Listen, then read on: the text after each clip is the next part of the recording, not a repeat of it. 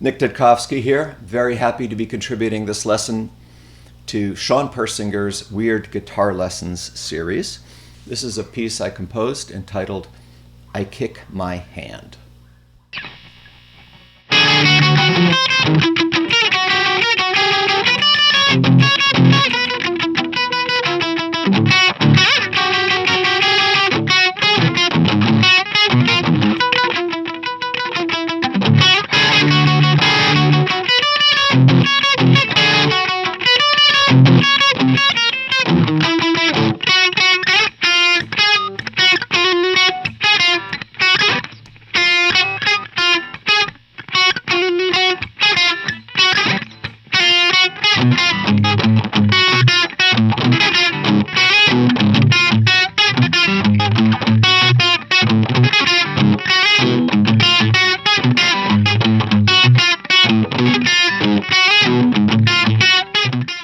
There's a lot of wide intervals and skips in I Kick My Hand, which made it a challenging piece to learn, which is why I entitled it I Kick My Hand, because I felt like I was kicking myself to get the piece that I wrote, to get it into my fingers. All right, I'm going to move in a little closer, and I'm going to show you how I perform some of these licks. And I also want to thank Sean for tabbing it out. Here's some details about how I perform it. Let's look at measure 1. That's a 5/16 bar. It has a bass note that I play with a pick and a high note that I play with my middle finger. So you get that together. And I perform that measure like this. So I just play the first two notes this sort of hybrid style, and then I play the rest with the plectrum. Next measure also has a bunch of skips. I play all of those with the pick. Like that. Next measure, third measure, has a very tight minor second interval, which I play on two adjacent strings. Got an F sharp and a G, which I play like this.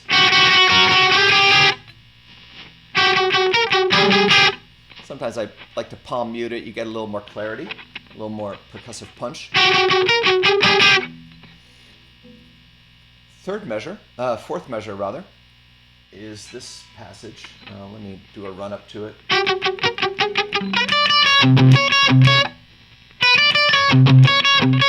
That's the first time where you really get the split melody bass stuff that's going to be pretty fundamental to this piece. And I play all these with a pick. You can grab these with your middle finger if you want. You get a different tone with that. And then we've got this resting measure. This is measure 5. I call it a resting measure because it kind of gives you energy to launch into the next passage. It's kind of like revving your engine or something. The next two measures are these little 3/16 figures, which I grab with a pick and a finger.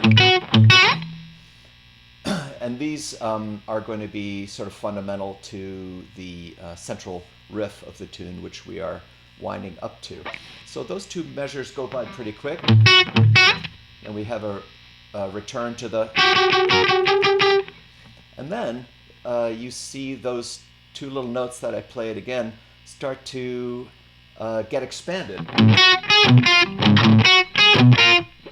So here we have bass line motion and melody motion starting to get integrated.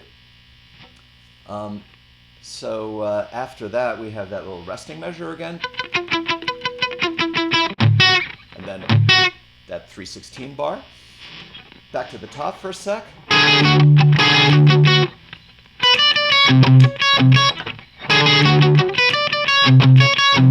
Then a big transition measure. That launches us into the exposed single note melody that just hangs for a little while.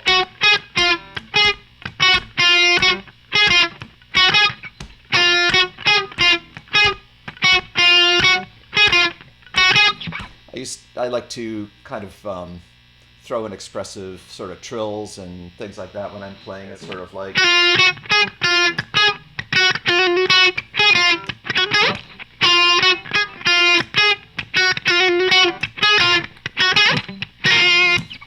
kind of keeping your left hand alive and moving and not just hitting notes, but really, you know, expressing them. Anyway, so you get used to that little melody, and then I start to interleave the bass line. And that's really the core of the piece. It's that melody interleaved with this bass line. And slowly it sounds like this.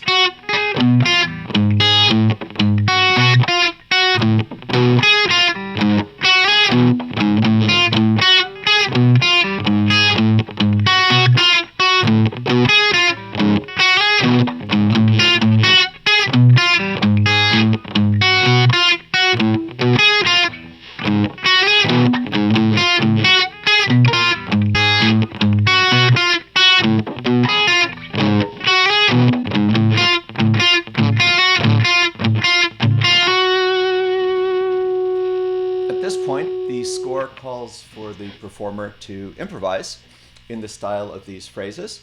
Ideally, you want to sort of improvise in a way where it's not obvious where the written material ends and where the improvisation begins. And then you bring it back with a passage at the end that I'm not going to play because it's all the same material, just reordered, that we've already covered. But Sean tabbed it out, and you can check it out. You can also see and hear me perform this piece live in a solo setting on YouTube at a performance I did in Poland.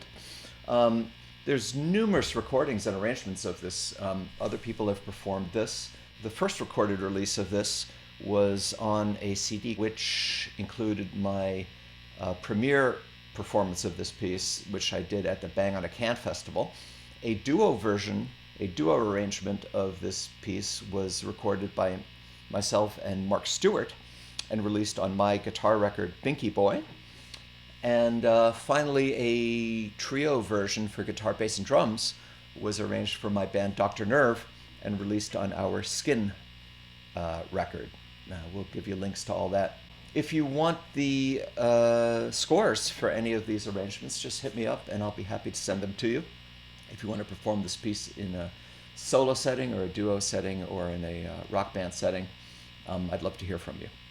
So thanks for listening. Thanks for checking it out. Thanks to Sean for inviting me to do this weird guitar lesson. Hope you enjoyed it, and rock on. Here's the gear I used. This is a 1-watt Marshall clone built by Nathan Burks of Boombox in Toledo, Ohio. This is my favorite cab ever. 112 ported cab by Harry Colby, and a 1972 Gibson Les Paul.